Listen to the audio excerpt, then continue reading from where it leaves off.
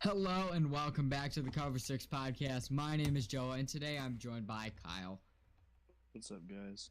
Thomas, How's it going? and Brian. Yo, what's going on?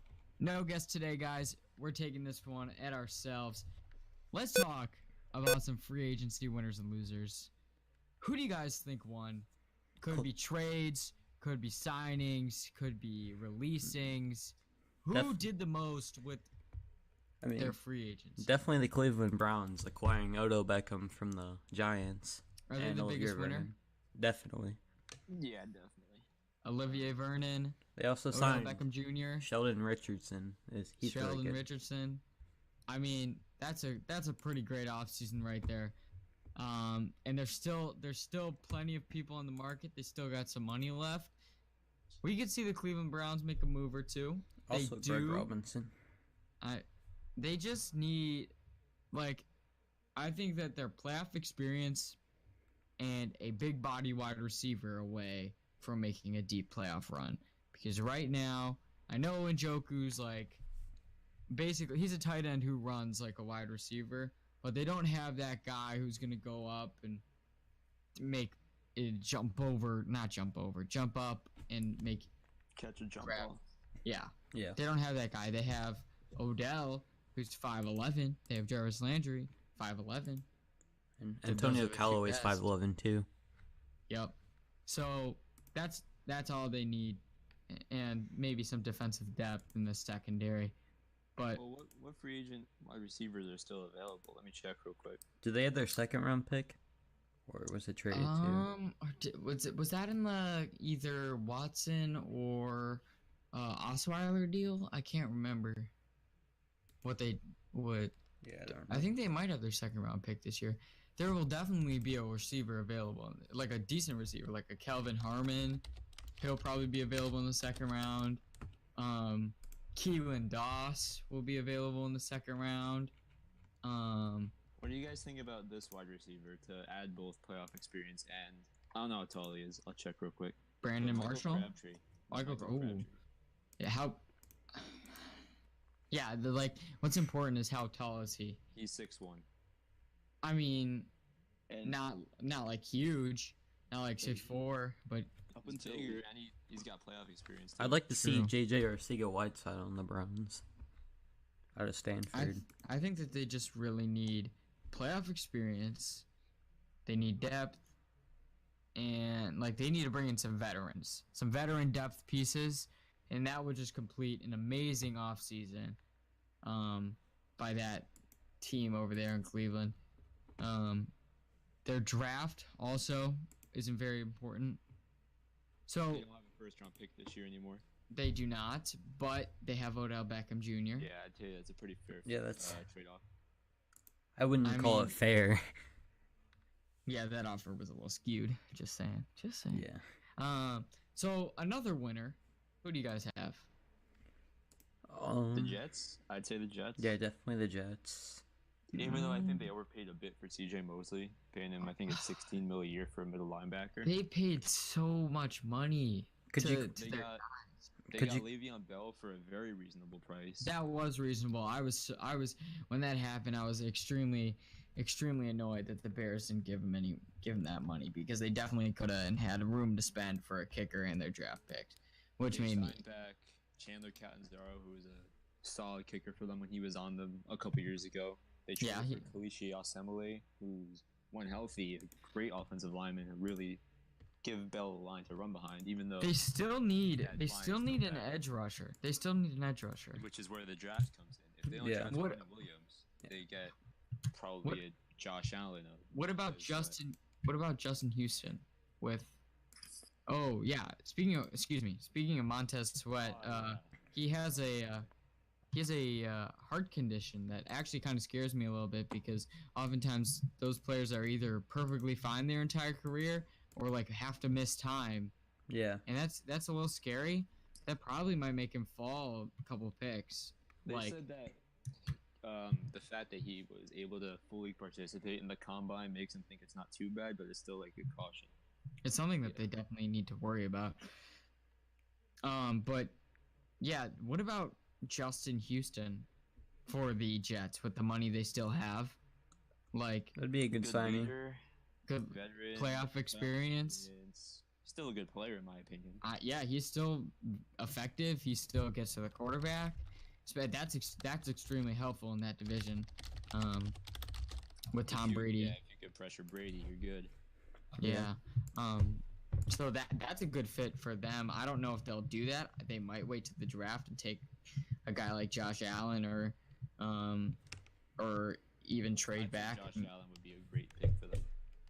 Yeah. I just feel like they could. I feel like Quinnen would be the best available player, but they don't need internal defensive line help.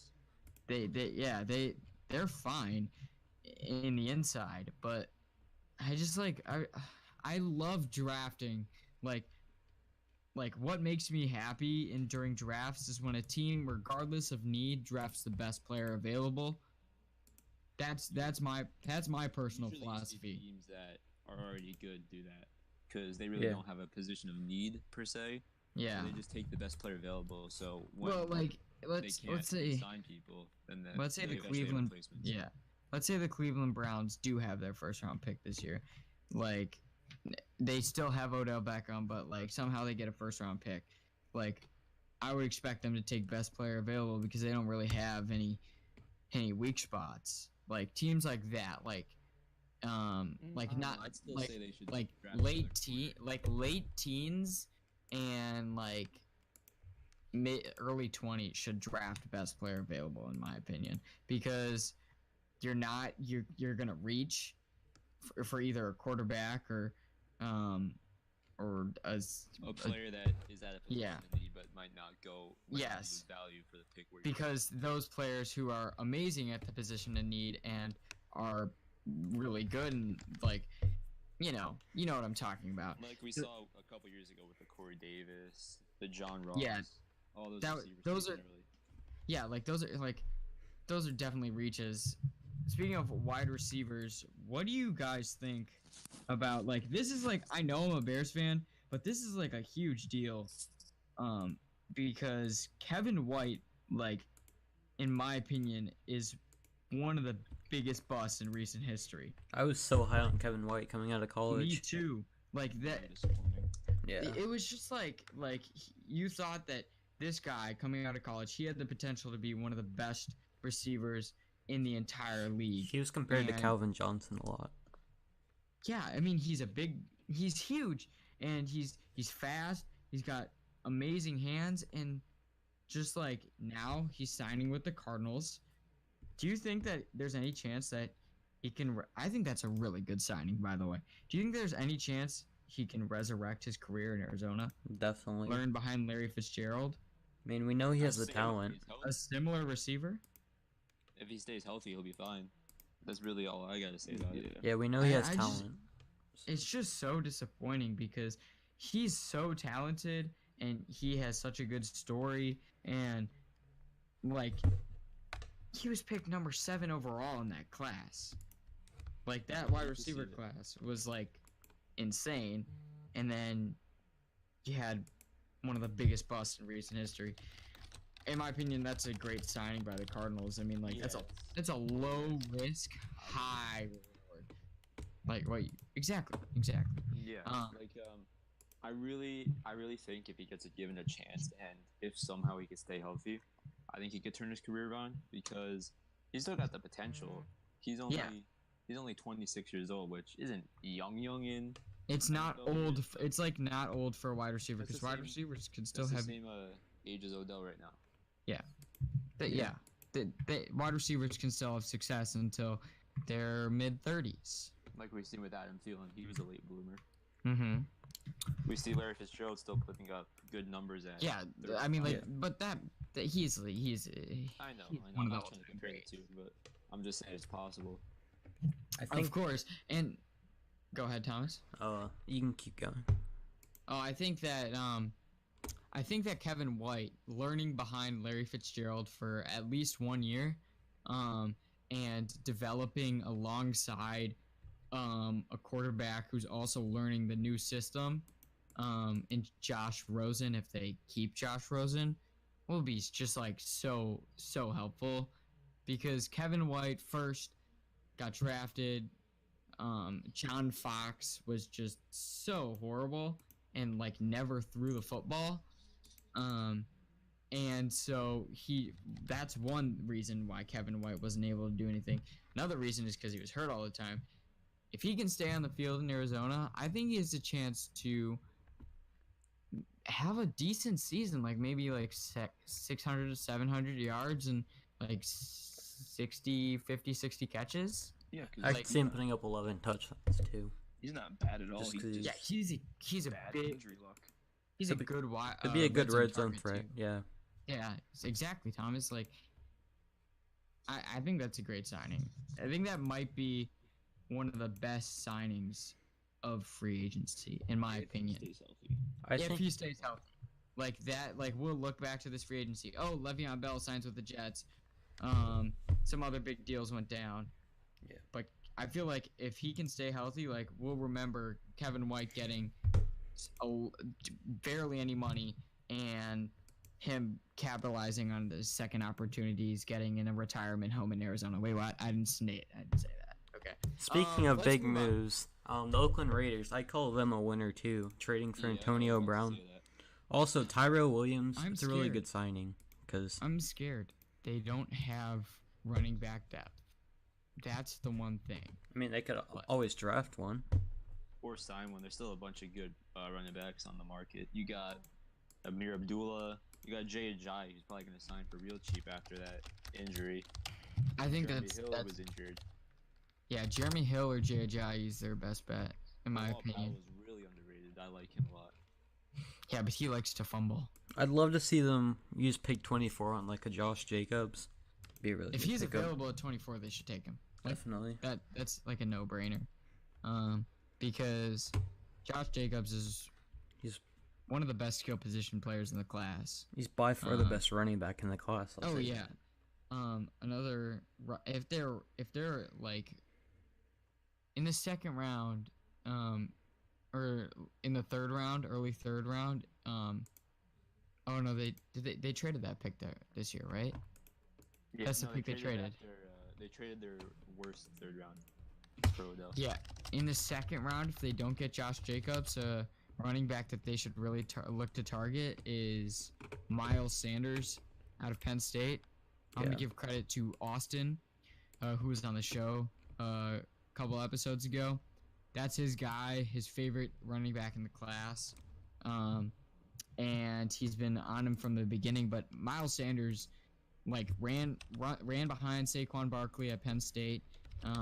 He's very shifty.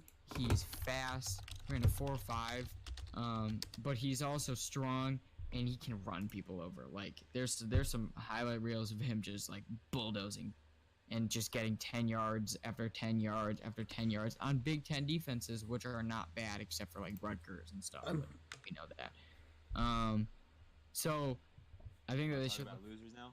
Another option in the third round for Oakland would be Devin hold on. Singletary. I'm really high on Devin Singletary. No, they don't have a third round pick. Yeah, but Devin Singletary would be also. In his there's sophomore year, some- he almost put up 2,000 yards. There's some running backs out there that are like draft them in the third or fourth round, and they could be like really good, and they could also be like you just drafted a fourth round So running yeah, back. it's like low risk, high reward kind of thing.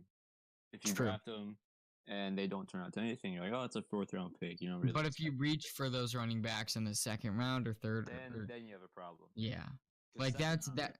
still That's very when valuable. like I don't want like when I see teams reaching for players in the late first round who I think are day 3 talents. I can't like think of anybody that comes to memory. But when I see teams doing that, it makes me frustrated. So let's move on to losers. The New York Giants.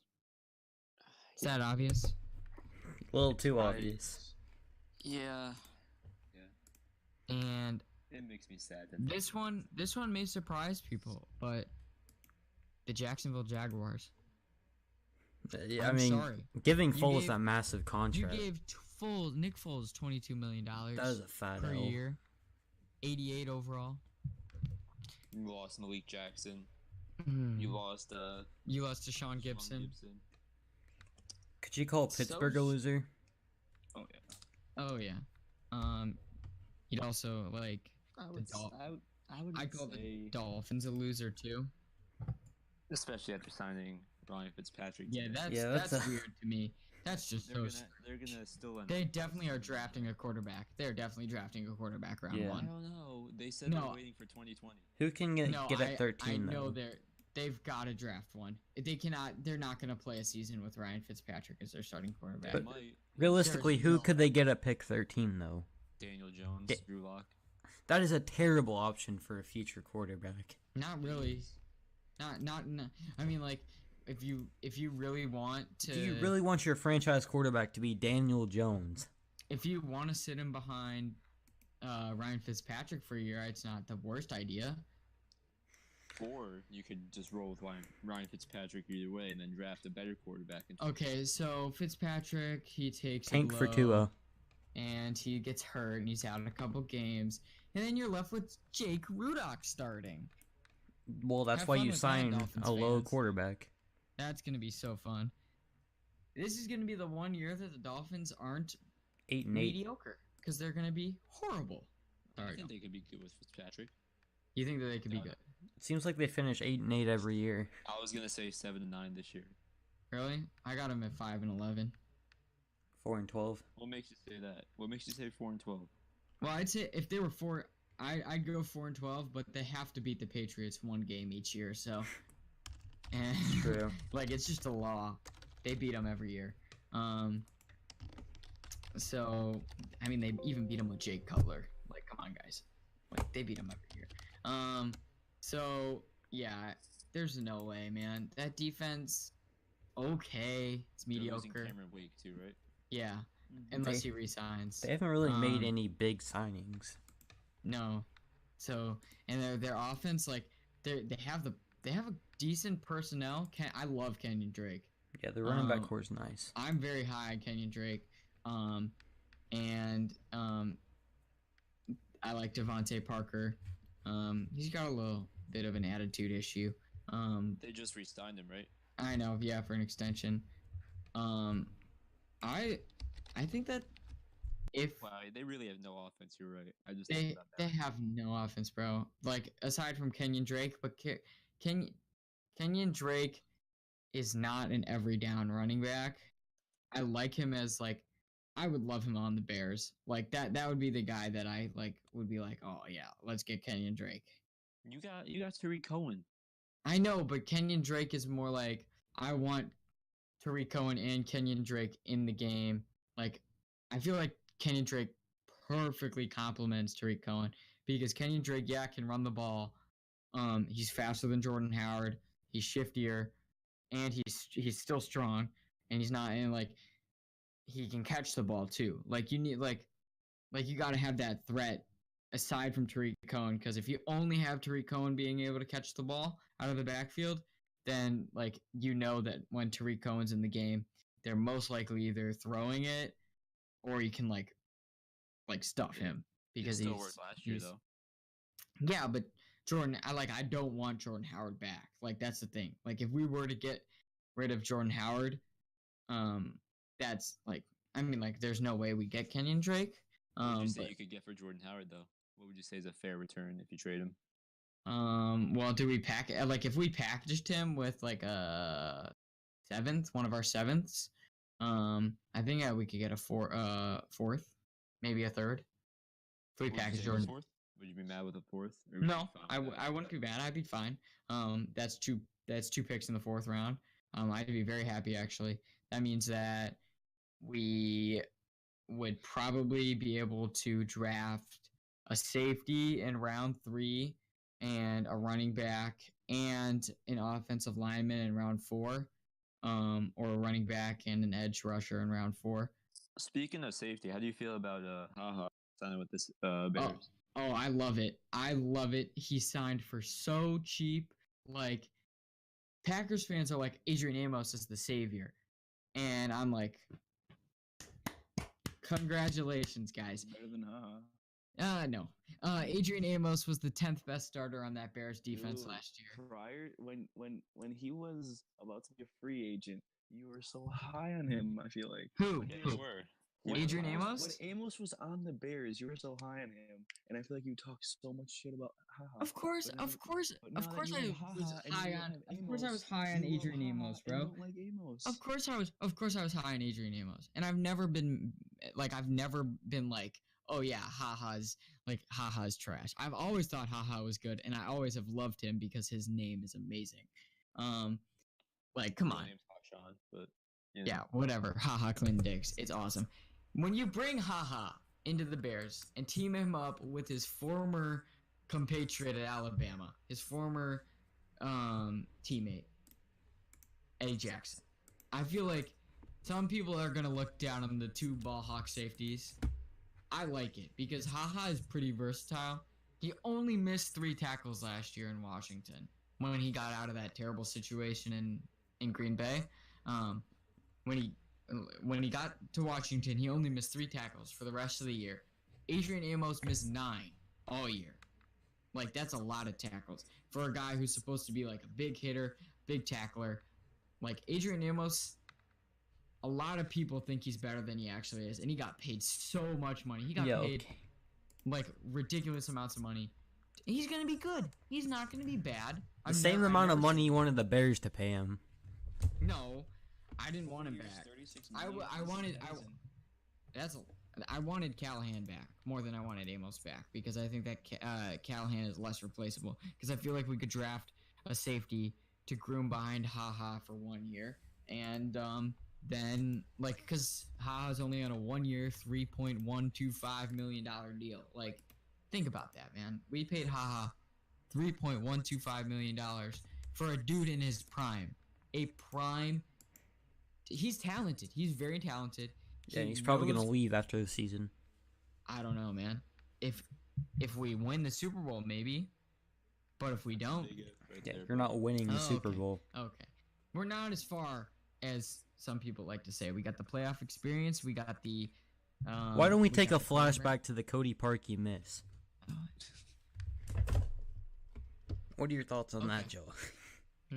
So when I first saw it, I was like, yes, he made it. And then I was like, oh, damn it. He iced it. And then he kicked it again. And he double doinked. Okay, we all know that. Okay, you don't got to bring that into the conversation. Of course I talked about it because that made me mad. Okay? Okay. HaHa Clinton Diggs, a perfect signing for the Bears. Do you think him being surrounded by all those good defensive players is going to help him out too? Oh yeah, having Eddie Jackson is going to take some of the load off. Like, having Eddie Jackson next to him is going to take so much of the load off the corners and himself, because he's not going to have to worry about being the only person in the secondary like he was in Green Bay that could intercept the ball. Like he's got great ball skills. He's got great hands. He can read where the ball's going. He reads the quarterback's eyes really well.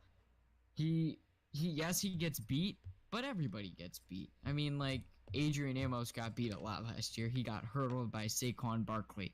Like, that was insane, by the way. Like, y'all saw that. Well, yeah, because Saquon's a god, but Adrian Amos was, I'd say that his value as a safety was like skyrocketed by the emergence of Eddie Jackson, because he was okay when Eddie Jackson did not play a lot for the Bears, and in 2017 he was okay, and like, he was getting good, and you know what, he showed some promise, 5th rounder out of Penn State, and then Eddie Jackson just like blows up, and now Adrian Amos is starting to play really well. He's making huge hits, and he's cracking people, and people are just like, whoa, this guy's good. He makes huge hits. He knocks the ball out.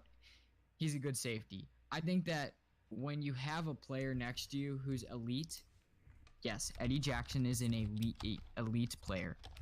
When you have a player next to you who is elite, that value of yourself as Adrian Amos increases dramatically because your numbers, like, you're thrown to, I mean, like, obviously a little bit more. Like, of course you would target, like, the side of Adrian Amos more than when you would target, obviously, because Eddie Jackson's a freaking strong safety. Yeah. Speaking of safeties, let's talk about Landon Collins, the Washington Redskins. I really like that too. I was like, oh, if he came to the Bears, that'd be super cool. But he didn't, and I'm fine with that because I get to see, like, I really wish, like, Sean Taylor would still be playing today, possibly, if he didn't pass away. In 2007, like those 3 years from 2004 to 2007, Sean Taylor was a complete beast, and I know this is gonna be the first time since 2007 that someone on the Redskins is gonna wear the number 21, and you know what? I feel it's right that it's a big hitting safety named Landon Collins. I mean, he hasn't officially said that he's going to wear 21 yet.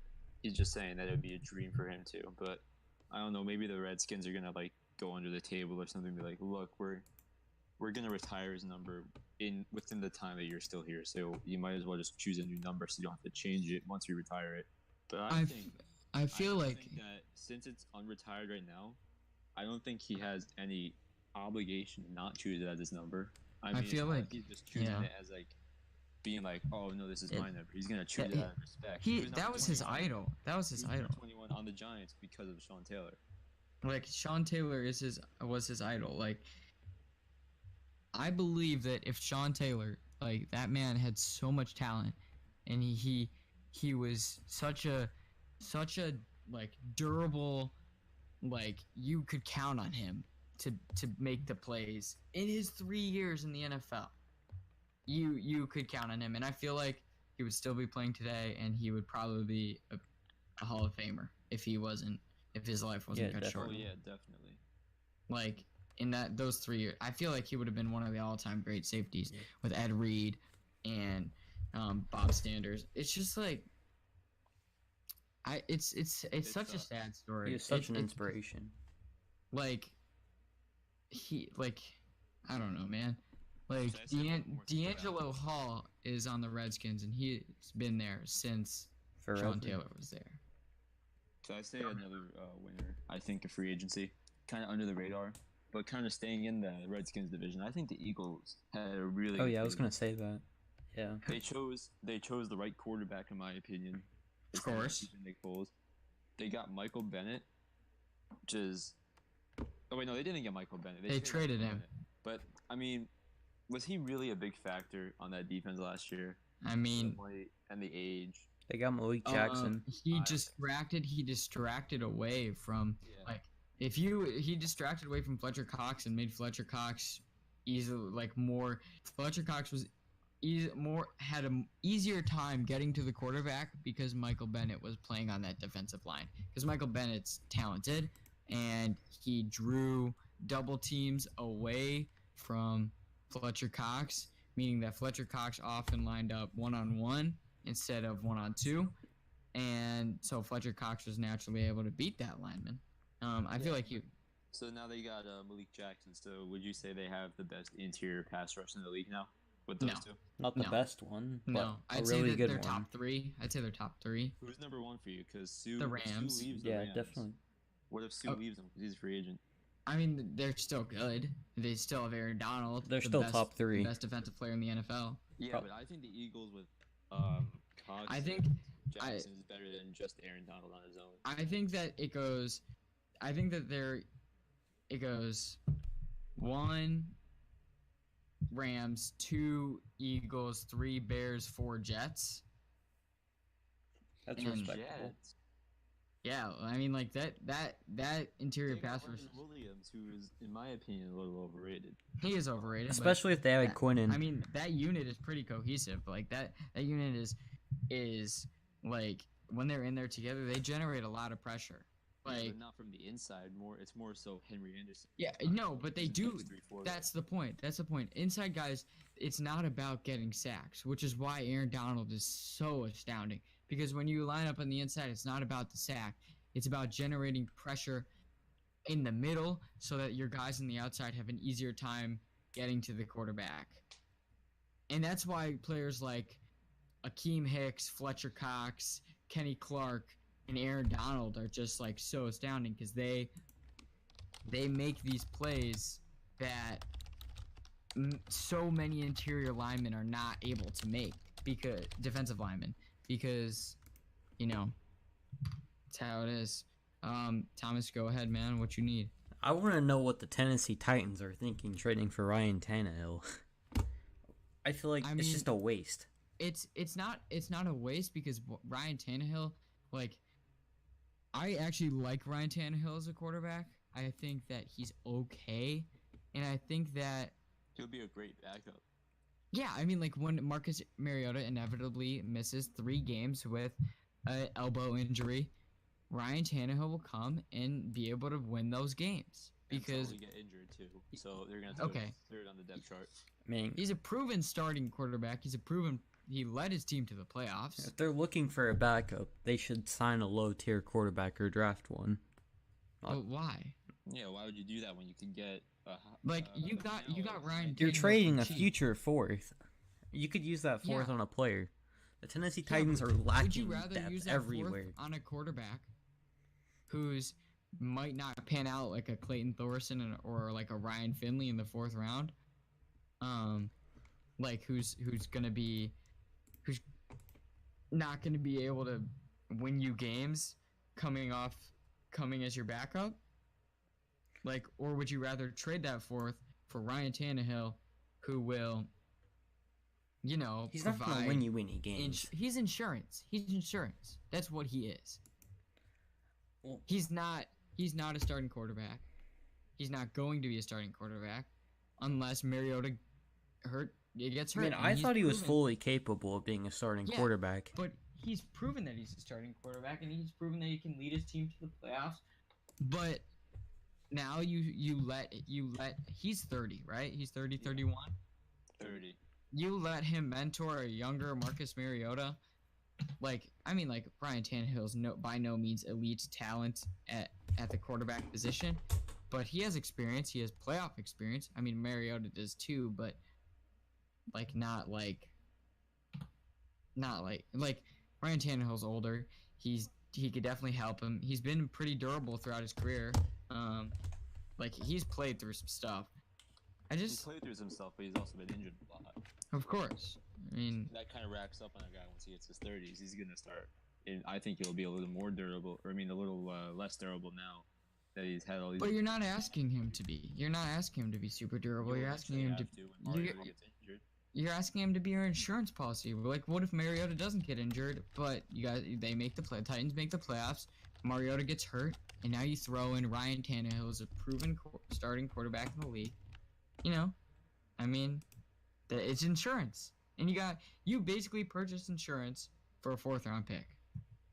All right, guys. I'm not saying I hate the trade. I'm just saying that I just don't understand it. Yeah. I personally like it, but I mean, like, each opinion is like, it's how it is. Thank you guys for listening to this podcast.